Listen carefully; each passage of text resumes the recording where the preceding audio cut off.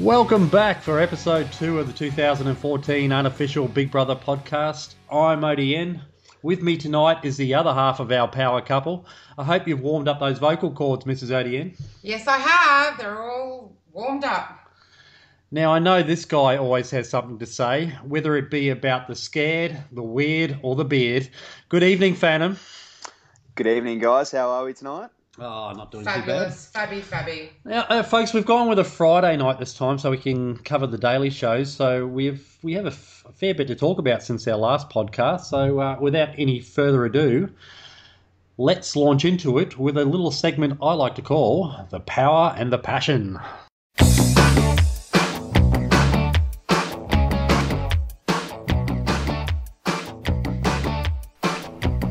Power and the Passion. As the title says, the power and the passion, we're going to talk about those with the power in the house. So weekly power is given out to each pair. Since we last left you, Priya and Katie had the power. And let's just touch on that a little bit, what the power was. Who wants to have a chat about it? Yeah, look, I'll tee it off. Obviously, we had a quick glance last week, and they obviously had the opportunity to take a reward of sorts, if you like, and I think it was $1,000, and the whole house went on meal replacement checks for 3 days, or they had $10,000 and the house went on meal replacement checks for a week. Now, they chose the $10,000, and it obviously caused a lot of backlash within the house, and there was discussions about going on to weird budgets for individual people so that they could buy random food. The whole thing just degenerated into an absolute storm, and I've got some pretty strong feelings about this, so let's tee off on it. Firstly, the big point for me was the house really backlashed on this $10,000 and it coming out of the prize money and it being a huge issue for people because it wasn't in the spirit of the game and blah, blah, blah, and whatever else everyone came up with. The $10,000 doesn't or didn't belong to anybody at any stage. Someone will win Big Brother 2014 and they will win a stack of cash at some stage, or if things keep going the way they're going, they're not going to win much at all. The money was nobody's to begin with. So everyone jumping up and down going, oh, you're taking money out of my pocket. No, you're not. It didn't belong to anyone. And as Big Brother quite clearly stated when they made their decision, the money is now legally Katie and Priest. So they can do whatever they want with it. Did you guys agree, or did you think the house was fair enough in being upset about it? No, I think it's ridiculous. Like, it's nobody's money. In fact, it's Big Brother's money to do what he wants to do with it. So if he's giving Katie and Priya the power and, saying, well, here's this cash for you, they don't have to spend it on the housemates.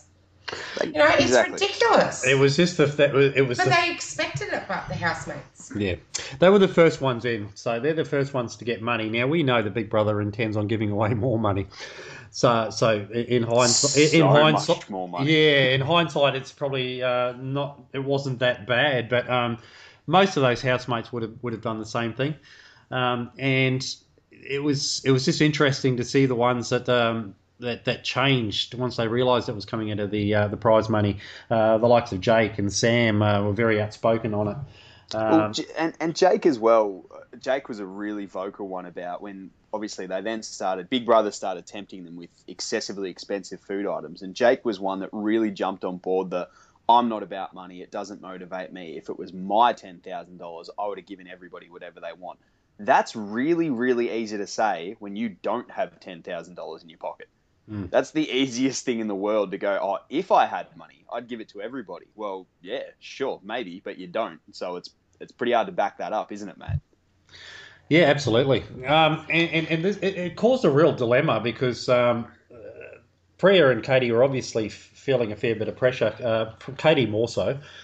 Priya could have held out and not given anything, but it was because it was a team decision. Katie was putting a bit of pressure on Priya to sort of open up her purse strings a little bit, and Katie was sort of doing. She credit to her, she was at the forefront. She was the one dealing with the housemates. Priya took a real back seat and let Katie sort of wear that a fair bit, I thought.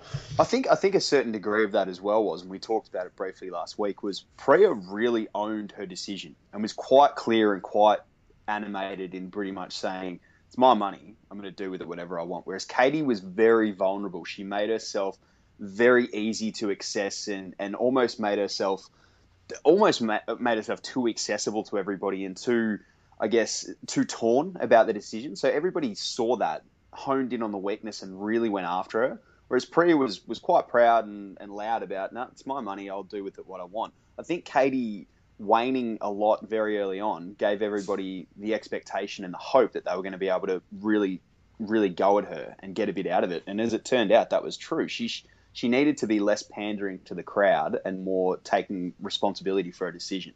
Yeah, but she said to the housemates, oh, you know, I kind of, you know, I don't know if I want to take the money and all that. But at the end of the day, no one twisted Katie's arm to take the money. Priya didn't twist her arm. I said last week, and I'll stand by the decision, and happy if people want to disagree with me here, but Katie always wanted that money. It was never even a thought in her head to not take the money. But she wanted to play it up and pretend as if she was making Sophie's choice. Yes. It was never a dilemma for her. She wanted that money, and she just needed Priya to play the bad guy to push her over the line. Exactly. We've all been there. Everyone's done a decision along the same lines. Yep. Katie should have just gone, yeah, I want the money, and taken it. At the end of that week, I had far more respect for Priya than I did for Katie. Yeah, I like Priya. Yeah. She's just not getting enough airtime. It was a hell of a way for Big Brother to try to save some money, I thought. Oh, Big Brother is making out like a bandit from this situation. $100 for bacon and eggs for breakfast, and people were genuinely considering it. It's absolutely mad. But at the end of the day, Big Brother's probably going to save himself some money. He's got to feed them anyway. He feeds them with some half-decent food and charges them a stack of cash for it. There's no money left in the kitty at the end of it. Big Brother 2014 is going to be $150 and maybe a couple of meal vouchers for KFC. a couple of KFC like family boxes. Yeah, a couple of wicked wings and maybe $90. Yeah. Just enough gas to get home.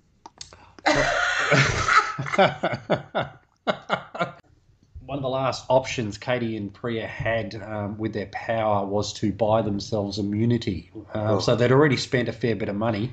And they then had to go and spend smart idea though. Another $1,500 each, I believe. Yeah, smart idea. They would have gotten nominated. They definitely would have been nominated by the housemates. You reckon?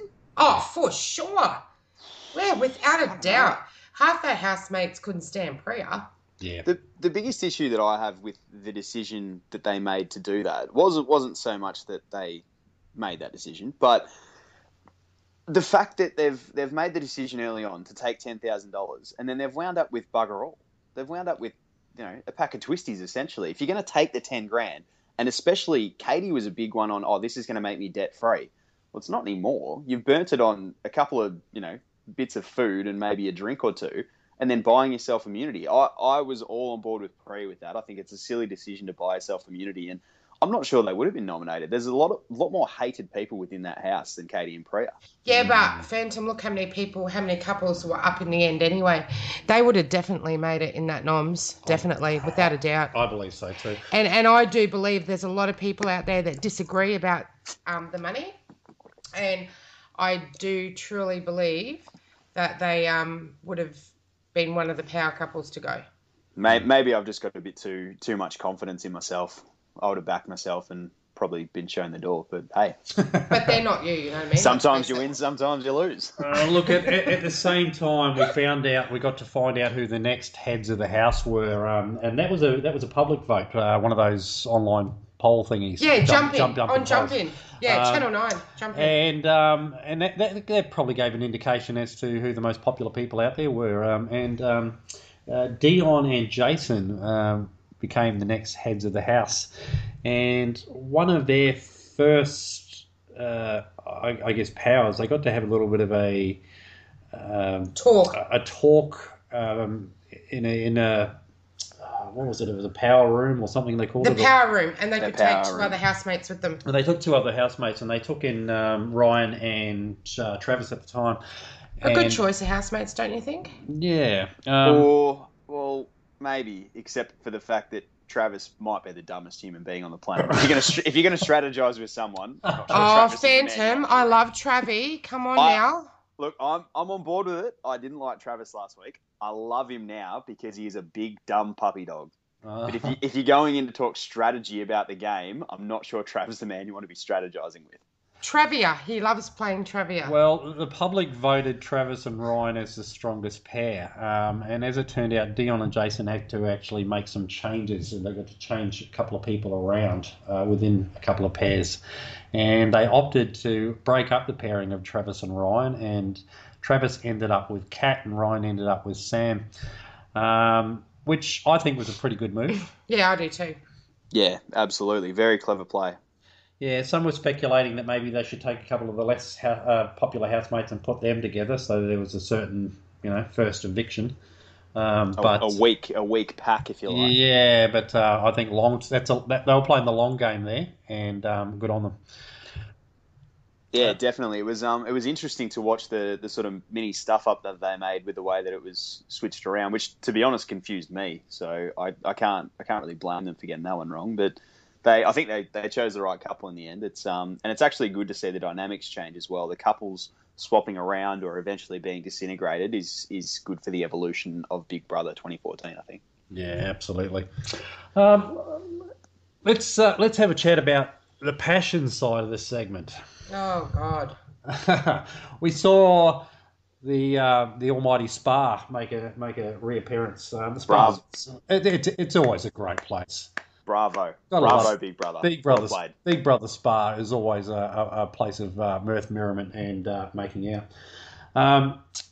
It's just so yesterday, just so teenagery.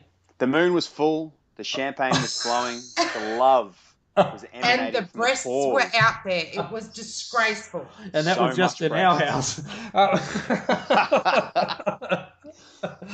The way she was jumping on him and hopping on top of him, it was disgraceful. So of course we're talking about Travis and Aisha. They got it on in no uncertain terms in the Spa. We also. Oh, sorry, Ava and Josh. Oh my God. Well, Ava and Josh. Get it right. While you're talking about that, I did hear Sonia Kruger on the radio describing them as exactly that, Ava and Josh, and basically warning that they don't want to go that same direction. So that was quite interesting. We also saw Sky and Jake have some awkward kissing. Well, sort of awkward. Jake was sort of in two minds.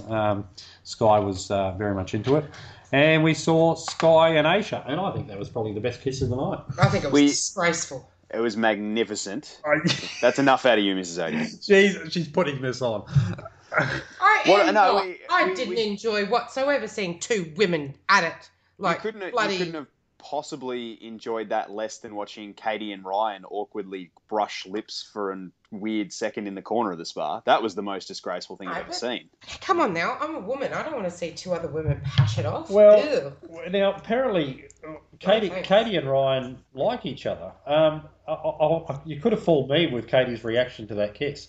But, Katie's done that a bit just in general. She's a bit weird. She seems to be averse to human contact. I don't know. Katie's an odd cat. Now, Jake, after he skedaddled out of the Spa and left Sky hanging, he went in and told Gemma about it and sort of promptly backed away from Sky a little bit. She's, suggested it was too soon. She agreed, and he sort of, spent a couple of days walking around telling people he wasn't really interested. But I've noticed that he's still sidled up to her when nobody else is watching. Yeah, I don't like this. We're going down a Jade Ed track, and I don't like it. If you're gonna do that, own your actions. If you're gonna genuinely say no, I'm not into it, don't patch it. Or if you're gonna patch it and someone wants to give you a bit of stick about it and you're not really that keen on it, just brush it off. You don't have to sit there and go, nah, not into it, boys. It's whatever. Women just throw themselves at me. I can't help it. Don't be a dick about it. And he's being a dick about it. Yeah, Jake the jerk. Jake the jerk. Oh, that's a good one. Yeah, apart from that, I don't see any other romance happening in the house. Although there's some, we know that Sam likes Sandra, and we know that Dave likes Sandra, and Sandra possibly starting to warm to Dave a little bit too. Yeah, she's gotten used to the beard apparently. It does look that way now, Odie, and I know that you're a big one for the for the good cut, for a bit of edit from Big Brother. Do you reckon that's maybe what we're seeing there? It could be a bit of polished production, or do you reckon that's actually playing that way? He possibly a bit. I don't think that Sandra's going to go for Dave at all. But so it is probably a good edit. But I think she's probably she seems a little bit of a vulnerable person at times, and Dave's trying to be on his best behaviour and being awfully nice to her. I don't like her last couple of days, so I think I liked her in the beginning. Yeah, he'll be friend zone for sure. I just don't like her. Dave's getting friend zoned by Sandra. Oh well, at least he's got a friend. Imagine suffering that indignation. No, I feel really sorry for David. Well, a lot of people seem to feel sorry for David, and that's probably the subject of our next segment. Heroes. Who feels sorry for David? Heroes and villains.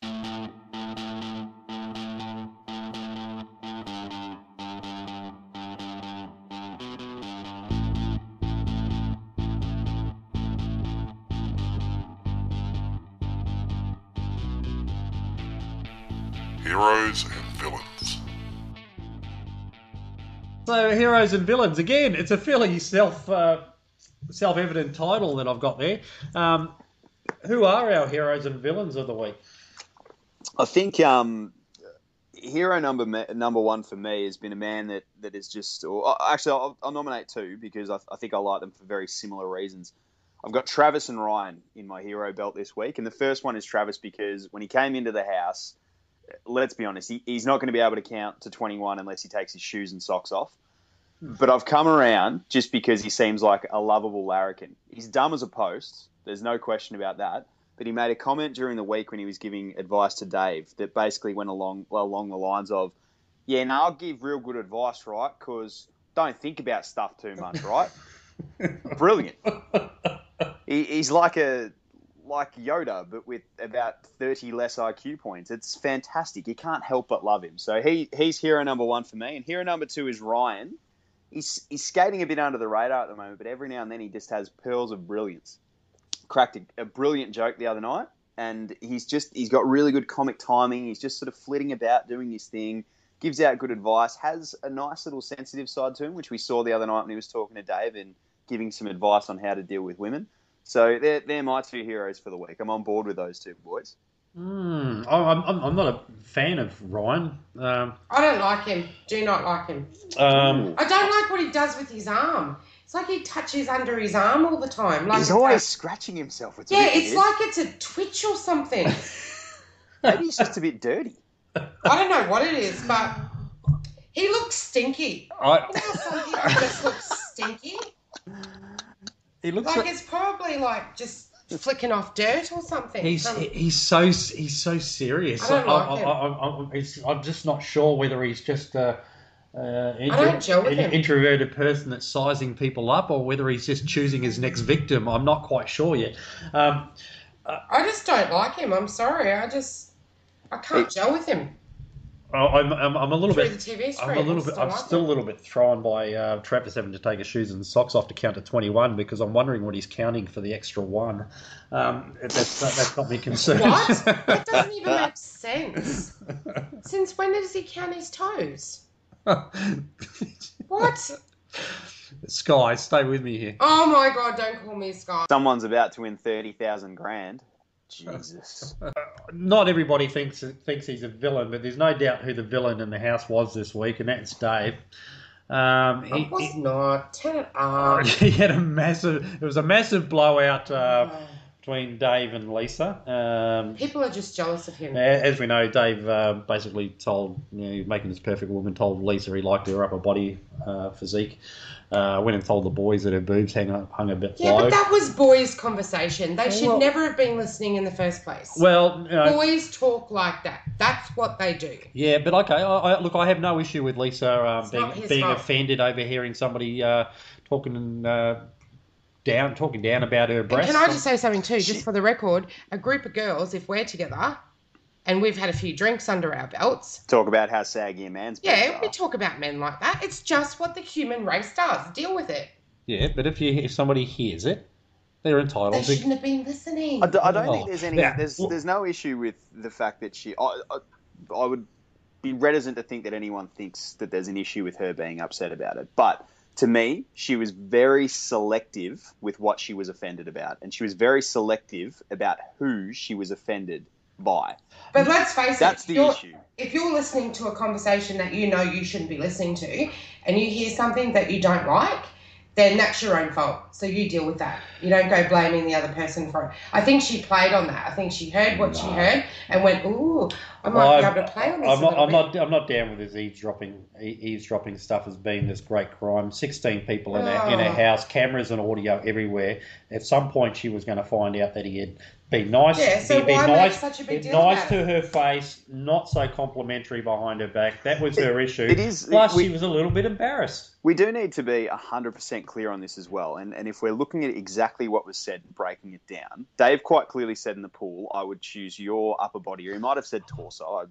No, absolutely. But then someone questioned and said, "Oh, you mean boobs?" And he said, "No, specifically upper not body. boobs." Yeah, no. And then later on, he said she had saggy boobs. And her big issue that she kept bringing up was that he said, "Oh, you've got really nice boobs in front of everybody," but then trying to be one of the boys said I had really bad boobs. He never said that. That's not true. So she was selective about what she got upset about. I agree. What he actually said was not that bad at all. And I think the issue more was the fact that he had been complimentary, then he was not so complimentary to ingratiate himself with the rest of the boys. There's no doubt in my mind he did that he went in and spoke to the boys in those terms because he was being a bloke and fitting in with the blokes. And that's what blokes do. Yeah, I understand that. So she got annoyed about that. I have no issue with her getting offended by it. It did go on a little bit too far. I have noticed this week that she's actually been nicer to him and gone in and tried to help him out with another problem he had with Sandra.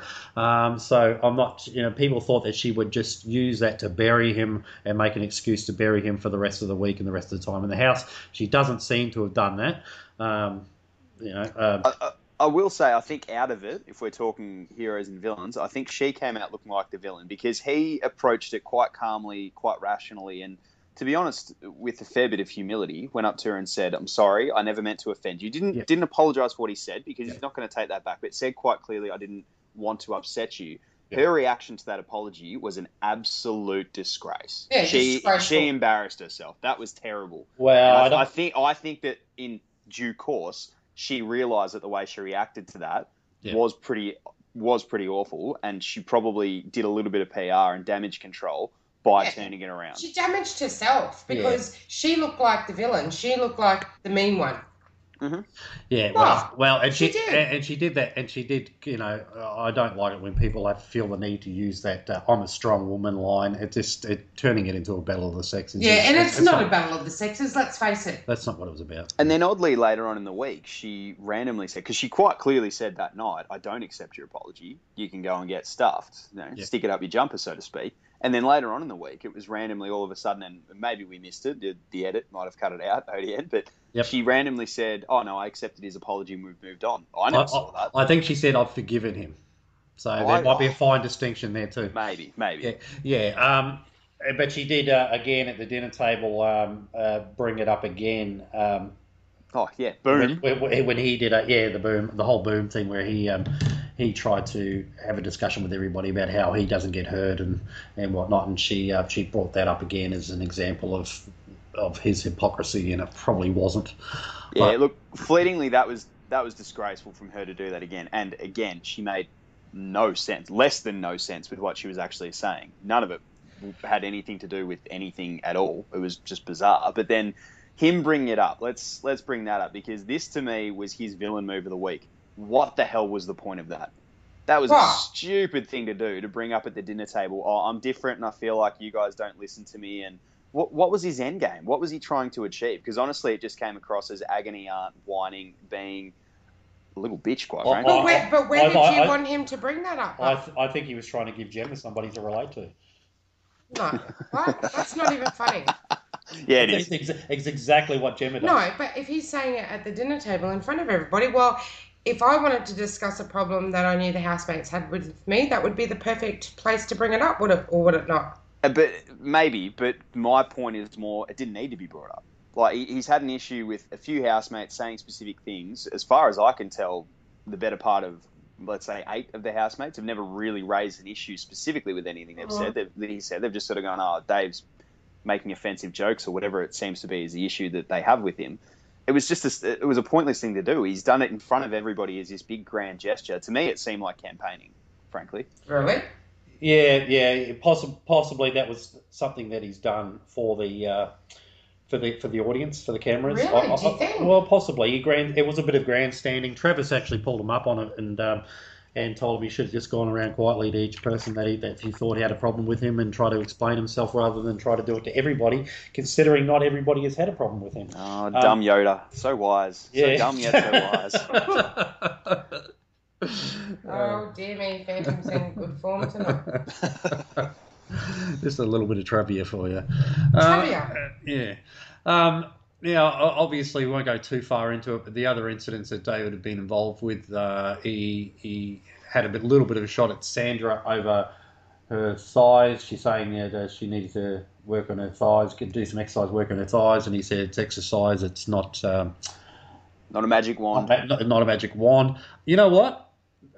She did not react. I mean, she did say to the other boys, "Did you hear that? Ha ha ha! Did you hear what he just said? Ha ha!" You know, and then he made a comment about her cleaning too much, and that could actually put a bit of a target on her back because people who cleaned too much in previous series have gone home, and that's absolutely true. That has actually happened. Yeah, look at what's her face. Shanae last year. Shanae, yeah. I mean, so if you want to be that pottery person who cleans instead of getting involved in the interaction, you're probably not going to be seen on camera much, and you are going to go. So it was a totally valid point, and Sandra apparently I don't know what it was she was crying about hours later. Did she revisit the thigh comment in her head and decide to cry about that, or was it the cleaning comment? I don't know. It was totally bizarre the way that unfolded. But the thing is, that comment that he made about her thighs was one mate paying out on another mate. And not just that, but she's the one that brought up she wasn't happy with her thighs.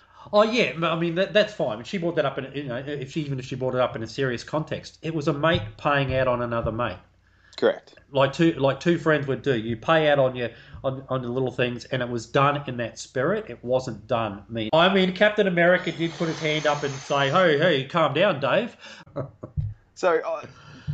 To try and sum it up, I think not making an excuse for Sandra by any stretch, but I think she is a very, very insecure person. I think she probably stewed on it, and I think it probably just came back and upset her. But she has shit me to tears this week, to be blunt, because she's just I can't deal with whatever she's got going on. She wants to be everybody's mate and funny and have a bit of a laugh, but then she can't take a joke with any hue. She's just way too much drama. But Phantom, you were like me in the beginning, and you really, really, really liked her. I did. I've done quite a 180 on a few houses. Me too. And probably the biggest one for me has been Aisha. Get her out. Can't stand her. Well, speaking of Aisha, she Snap. Exactly. I remember she had a few tears. Now again, Dave. God, Dave, what are you doing, mate? They're playing a game. Would you rather? Would you rather? And he said, house is on fire, your mum's at one end, your dad's at the other end, you can only save one. Yeah, Who would you save? Stupid thing to say. Well, it is. It's a really stupid thing to say. The question, is that what you mean?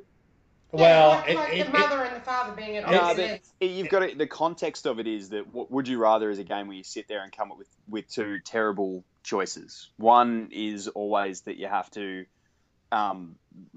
basically you get told, we'll keep it PG for the sake of the argument here, but you get told you have to eat dog poo or bird poo. Which one's your choice? Both of them are terrible, but you have to make a decision one way or the other. So we didn't see what else had been discussed. It seemed as though that had been happening for a little while. So I'm sure that other terrible questions had come up. There were other terrible questions, and they were probably in relation to guys doing other things with members of the same sex and choosing between them and stuff like that. That's generally the way the game is played. So it's unpalatable choices. Two unpalatable choices, you have to choose one, and that's the way the game's played.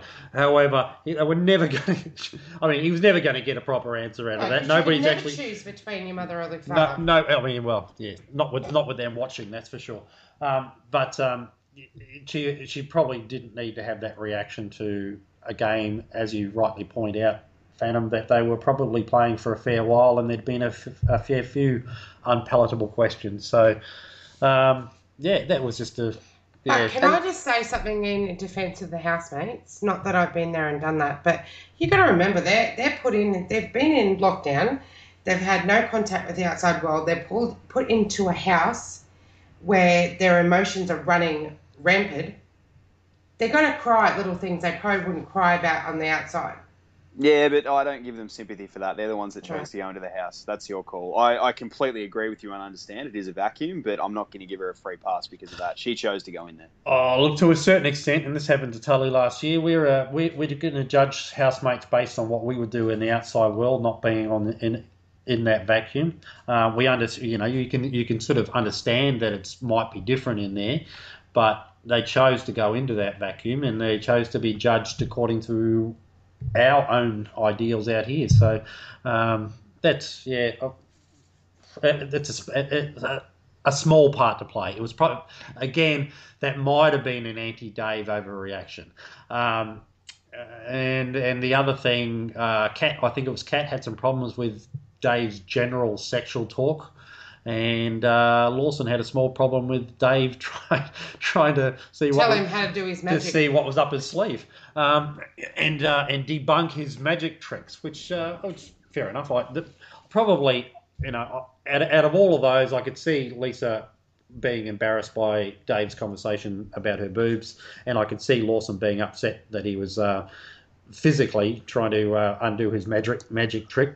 But the rest of them were totally up. See, I can understand because obviously we haven't seen it, so we don't know exactly what was said. But Kat, the way that she actually articulated her issue with it and the fact that she was very calm and controlled about it, I tend to think that she's probably being genuine as well. She's not just jumping on the I hate Dave because he's got an ugly beard bandwagon. It seems as though she had something genuine that was upsetting her and she brought it out quite articulately. So I think she's probably genuine as well. But the rest of this we hate Dave mentality is just the pack jumping on board with one or two people's issue. I agree that she's probably genuine, but I would bet money on the fact that the other boys in there are talking sexually as well, and because those boys are probably more likable or more sexually palatable to her. ODN's got a thing for every man that's not Dave. Exactly. No. I'm saying that Kat might have. So basically, I'm saying that. If Kat likes any of those boys better, they could talk sexually and get a pass mark. It's the same theory. You're probably right. It's the same theory as an ugly guy walking up to a woman in a bar and she's thinking, how dare you think you can approach me, while a hot guy walks up with the same line and she'll gush and giggle over it. True. Because she finds him desirable. Yeah, Fair true. point. So that's what I think is probably happening in there. He's probably a victim of his own... he's a victim of his own beard, I'd say. Just shave it off, Dave. Seriously. The other one that's this week took a massive hit in the popularity polls is Big Gemosaurus Rex. Oh God! Don't get me started. Yeah, She's not a gentle giant.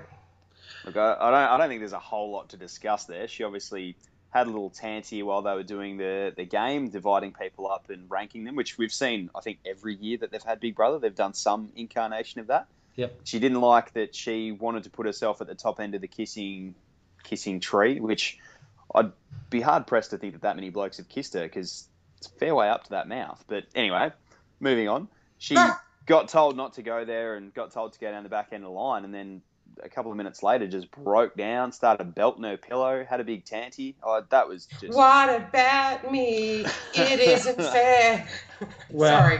She. Sorry, it's not the X Factor. The answer to your question in Phantom is 6, as we found out in the in the task. And, she did then go to pains to say, "Oh, it's not really 6; it's way more." But I knew that he'd say a low number. Oh, right. Pull the other one, Gemma. Well, Gemma did make a comment about Dion too. Basically, all he's good for is going in the gym. He's pretty much nothing in the house. That was along those lines. And she made that comment to Dave and in Dave's airshot, and David actually dobbed her in. So, yeah, I mean, people are picking on Dave, but Dave's pretty happy to give it back if he can get some ammunition back on somebody else and again ingratiate himself to the boys. So I'm thinking they're all pretty much capable of being bitchy and singling people out behind their back. Oh, they're all dogging each other. Probably the biggest one so far, ironically, given that he's now just been told that someone else was doing about him, was Dion. His flip flop on the boob comment with Lisa was stunning. It was a huge turnaround. On the one hand, he's going to the boys having a laugh about it. Then Lisa brings it up and he goes, "Yeah, that was disgraceful. He shouldn't have said that." And then in front of the boys, he's going, "Yeah, I don't know what she's getting so upset about." He's not just sitting on the fence. He's just jumping in between. It's time for Taken to Task.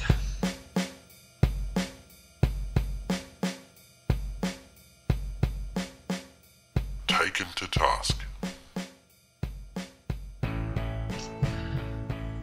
So, as discussed, every week the housemates have a task to perform, as we see every season. This week's task was fairly interesting. It was basically elimination rounds of all the couples until the last couple standing wins $30,000. Forget the hullabaloo over the $20,000 and who had the rights to that. $30,000 is going to deplete that prize pool. Something shocking. Now we saw quite a few pairs challenging each other. Were there any particular ones that you found interesting out of all those? Sandra and Dave in the first one, where I can't remember exactly what they were doing. They were answering questions about something. I think they had to name the housemate most likely. Having their weird little side discussion while it was going on. The idea was perfect pairs, and the pair that was the most in tune with one another would win. They were not even close to on the same page, but still won. So it sort of disproved the whole theory that Big Brother was going for there. And we saw Sky have a couple of reactions to a few of the questions that came up in different incarnations of the game and get very, very upset about them too. Yes. What do we think about that question? And then basically it was Big Brother gave the housemates a choice of between Lisa and Sky, which one was more likely to marry for money. And everybody chose Sky, and Sky had a meltdown over it. Was that question designed to cause that sort of reaction, you think? I think so. Absolutely. It's Big Brother trolling the house and creating a bit of artificial controversy, and you know what? I love it. More of it, Big Brother. Now, we found out also that Katie and Priya like their porn. Yeah. They decided they strongly. The question was: is pornography morally degrading to women? From 1 to 10, 1 if you strongly disagree, and they chose 1, which is probably for Priya being an intelligent person was the most stupid thing that she could do is to pick an extreme in that question, but they were bundled out based on that question. But it gave us a little bit of insight into what goes on after butter chicken, I guess. Oh my God. Oh my God, I don't even want to go there. Oh my God, next. Well, you probably couldn't go there. You'd have to take a number. But well, no, hang on, no, buttered chicken. You got to line up in the queue, and you order off the menu and take a number. Good save. Okay, What were you thinking? What were you thinking? Some of the other interesting things they did. We saw the return of housemate ranking. So things like least to most intelligent, most likely to win Big Brother, and the best kisser, which you guys talked about. That was very hard for them to position themselves in order for those sort of things. I think that there was an element as well that they were just trying to position themselves in a way that the other housemates that were watching would be able to judge it. So it wasn't really an accurate reflection of where they did think they were ranked. But it was a bit of fun either way. Yeah. And probably some of the other ones that were most interesting was we saw the semi-final between Lawson and Aisha and Sandra and David last night. And there was a stamina / balance contest. And I think they ended up standing on the platform for about 4 hours or so, and Sandra ended up giving up But it was quite interesting seeing What an idiot. the Who would give up a chance to win $30,000? Just stand there. It's a once-in-a-lifetime opportunity. Just stand there. Yeah, see, I'd have been absolutely ropeable if I was Dave. Oh, I know. Would Like, have strangled her with a beard. exactly. Like, it's once-in-a-lifetime opportunity that you've just got to stand there and suck it up. Just do it, for God's sake. What a weakling. Dave would have paid that money for a 4-hour cuddle with any woman. Come on. No. That's the only reason he really wanted to win the money. No, what a weakling. She's so weak. So, yeah, as we said, Sandra gave up and had Idiot. apologised profusely to Dave, and Dave played the knight in shining armour and made her, we're a pair. We gave up together. Would you almost say that Dave was being chivalrous? Maybe not, because Trav doesn't know what that means. No. No. That's right, he doesn't. That was the other one to come out of the challenge when they had to pick who the people's heroes would be, and he didn't know who Mother Teresa was. Didn't know, yeah, that's right. Didn't know who Mother Teresa was and didn't know what chivalrous meant. Good Lord. Yeah. I think we'll have a bit of chat about nominations.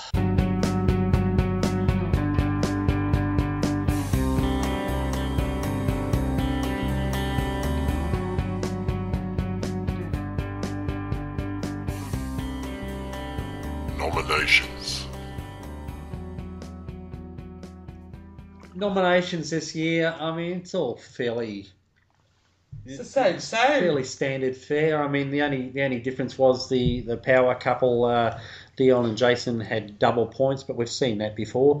So there's nothing really different.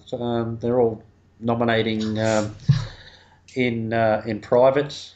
No booze this year, or anywhere you can see nobody covering up their mouth so nobody can see it. Nothing special like that happening. After all that, we've ended up seeing Gemma and Jake go up. 17 nomination points they received. David and Sandra with 14. Sky and Lisa with 7. Travis and Kat with 6. And only one other couple received a vote, and that was Ryan and Sam. So that was pretty straightforward, really. I wasn't sure about Travis and Kat getting votes. I wasn't really expecting that. No, that was a shock for me. Yeah, that did surprise me. I think the votes for Travis and Kat were, I think Jake and Gemma gave them 4. And that was mainly Gemma just basically saying Travis is rude and obnoxious and I don't like him, and I don't know, a bunch of other stuff that I don't really listen when Gemma talks, to be honest, but something along those lines. And Priya and Katie, who were mainly doing it for Kat, because she's just too similar to Priya. So a bit of a weak reason. But yeah, I was quite surprised that they got nominated, to be honest. Yeah, and there was a little bit of mention, Katie said this, and I totally missed this. Priya was trying to be friends with Kat, and Kat felt suffocated by Priya but didn't say anything, so they nominated her for not saying anything. Oh, God. I don't know what that was all about. Solid reason. Yeah, and yet those reasons pass without comment. But poor Sky got picked on by Big Brother. He's always got to find somebody every. I think last year it was Drew that he took issue with quite a lot. But this year Sky seems to be the one that's under the gun early. And I thought their reasons were just as strong as anybody else's, really. She nearly had a meltdown. I can't do this, Lisa. So she's going to be a bit of issue for nominations for Sky, I think. I think the interesting point to come out of the nominations for me was the couples and the way that sort of has to be looked at. So I think Gemma and Jake were one. Obviously, said before, Gemma and Jake nominated Travis and Kat, and I'm not really sure that that Jake was necessarily on board with that. He sort of said that he supported her and believed it, but I'm not sure that he really did. And same sort of thing with Dion and Jason. I think Dion wanted to nominate. I think he wanted to nominate Sky and Lisa. Jason wasn't really on board with that either, but just basically sat back and said, "I support my partner." So it's interesting watching that, and you can see that if they have to do that for a few weeks, it's going to cause a bit of conflict between the partners as well, because they might not necessarily agree. And that was always going to happen, because the two partners aren't going to necessarily like the same people in the house or dislike the same people in the house. It's going to be interesting, because I think they're probably going to continue to swap pairs around. I hope And so. yeah, and that'll be interesting because each pair is going to have something, on the other, and they take that into a new pairing, a little bit of inside information. It'd be interesting to see which ones start turning on, which former pairs start turning on each other. Especially with this group because they do seem to be probably even more so than previous seasons. Very gossipy, probably more than I can remember in the last couple of seasons. The last few seasons, it's been generally pretty nice and a handful of people not liking each other. This year, I think anybody is capable of turning on anybody, and that may change when more solid relationships form. But I don't know, they seem to be quite bitchy this year. Yeah, I love it.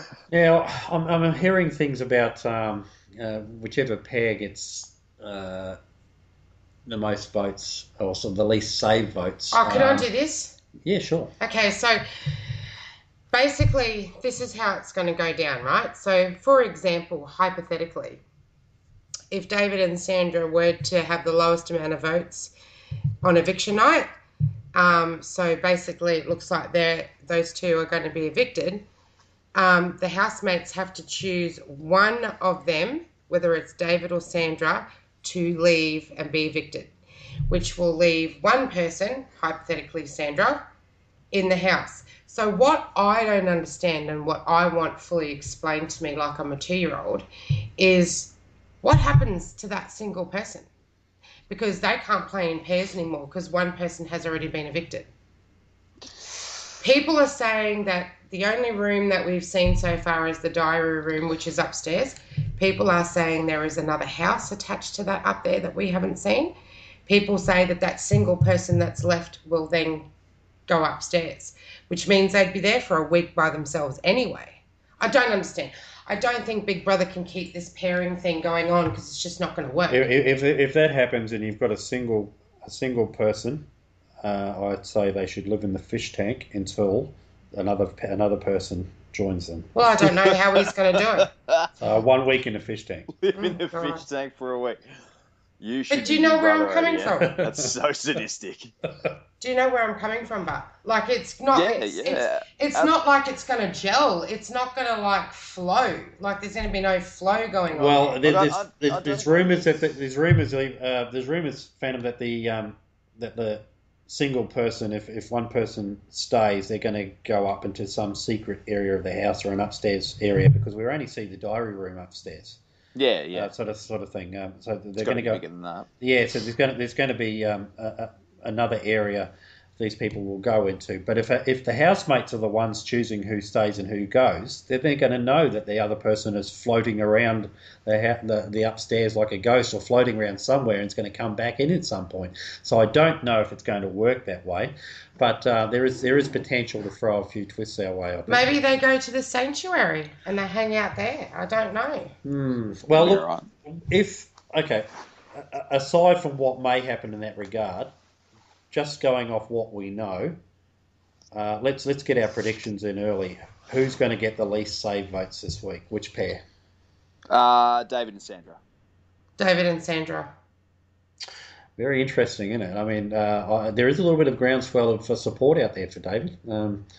I could see a lot of people thinking, he's being bullied a little bit, and actually getting a fairly strong vote like Tully did in the early days last year. Well, do you know what's going to make very interesting? I'm sorry, I have to say this, because if I don't say it now, I'm going to forget. Now, Jake is up for nomination. He's up to be evicted. Guess who he lives with in real life? Tim. And guess who's gone into the Big Brother house tonight? Tim. Ooh. So it's going to play out. Are they going to pretend they don't know each other at all? How is that going to play out? That's a spicy burrito, Isn't it? It's very spicy. That almost seems like an odd form of collusion. I don't know that I'm on board with that. I know, but are they going to pretend they know each other? I mean, are they going to make out they don't know each other? It's going to be very interesting. I don't know there's any way they can really do that without it being fair. Like that. That's really having a crack at the integrity of the game, which, to be fair, Big Brother's not exactly a beacon of integrity anyway. But I don't know. That doesn't sit well with me at all. Well, what else we know is that Lisa is best friends with Tully, and Boogs from last year used to work with Sam. Yeah, right. That's in it now. So These are That's- all. So These are all. this Yeah, this that's what season's they're basically saying. friends of Big Brother. Yes, that's right. That's basically, well, it's very much a coincidence, isn't it? These are rumours or all confirmed? No, it's people have come out and said that they know such and such, Ah. and yeah. Look, so David and Sandra, you both think David and Sandra? David and Sandra definitely, without a doubt. Bye. Yeah, I mean, because if it was vote to evict, I could see David getting those votes, And the housemates will save Sandra because it's vote to save. I could see potentially David getting some of the emotion vote. Yeah, getting some of that anti-bullying backlash vote. I could see I saw somebody saying that Travis and Kat aren't going to get a lot of vote to say because they don't do a lot. But I think maybe Gemma and Jake. I don't think anybody's going to vote to save Gemma. I think a lot of people will vote to save. So I can see where you're coming from, but I think a lot of people will vote to save Jake. Hence me not picking Gemma and Jake. That's my only theory there, because he's been a bit of fun, and I'm sure that he's probably got girls like Sky on the outside that get all crazy about him rapping. Yeah. Yeah. Okay. Yeah. I mean, you may be right. David's not going to get David's not going to get the young female vote, and they're the ones that vote. So yeah, I think I'll join you, David and Sandra. Okay, this is like it's like American Idol. You've got if you don't appeal to the teenage girls, then you know where. All right. So to wrap it up, we're going to do a little bit of housekeeping.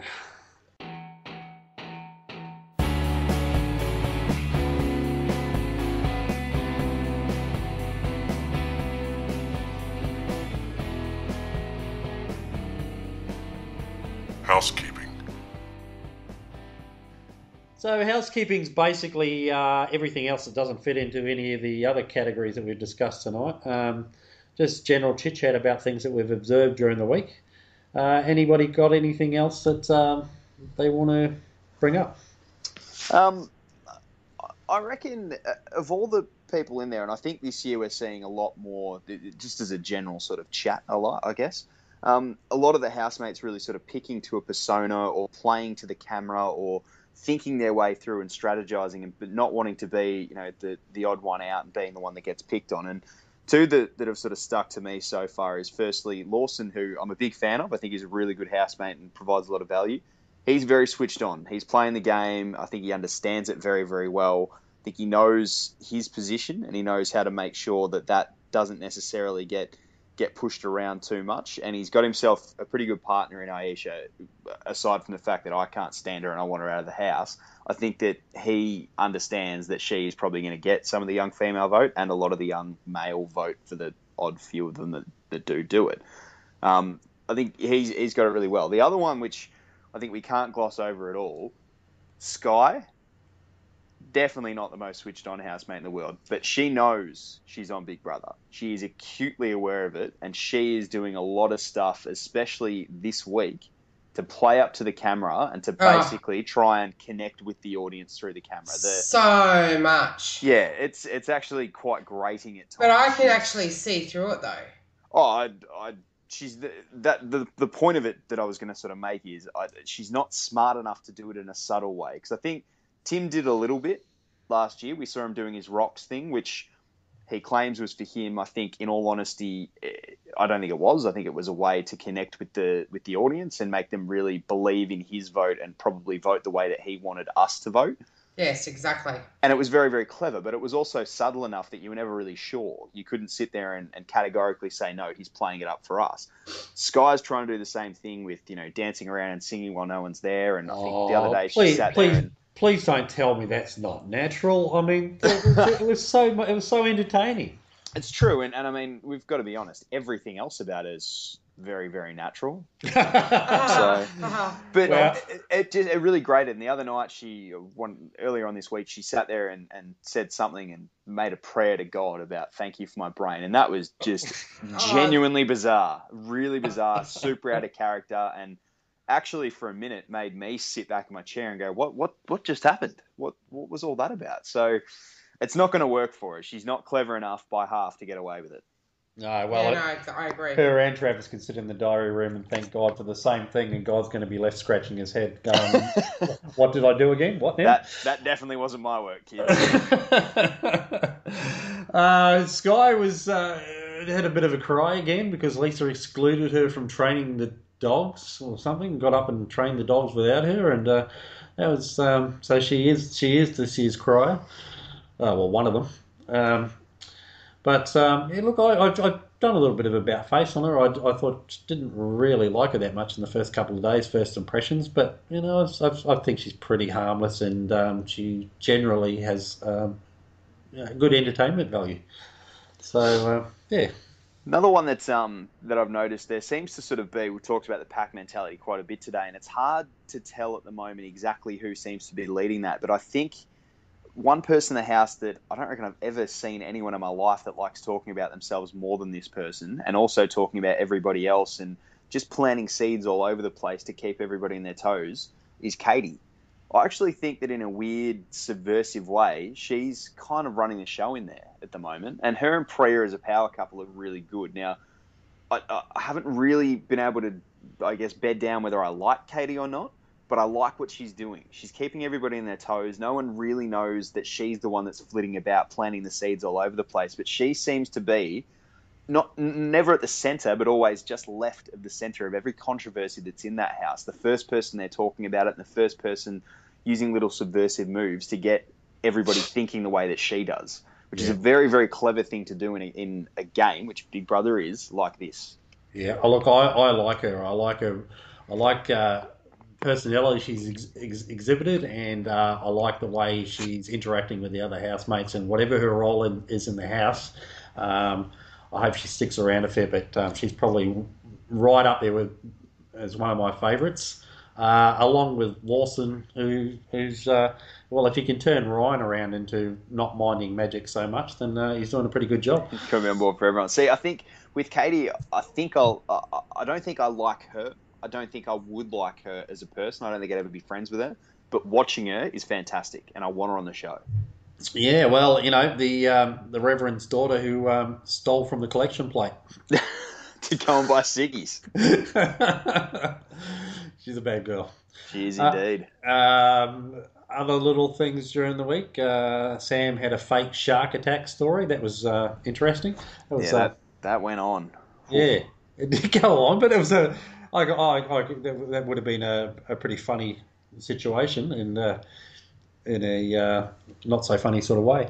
I got to make a mention. Priya, for somebody who promised so much, and again, do we look at the edit or not? Because she's been almost invisible. Yeah, good point. She hasn't been on much. She certainly hasn't delivered what she promised. Oh no, hang on, she did in the first week with that money. First couple of days, even the money, she took a back seat. Let Katie do all the talking, take all the flack. Not at first, though. Oh, she owned that situation. She owned the situation as far as her money, but then she sat back and let Katie take the stress and do all the negotiating with everybody else, while she just planted the seed to Katie about what she was and wasn't prepared to give up. But she wasn't doing it to them.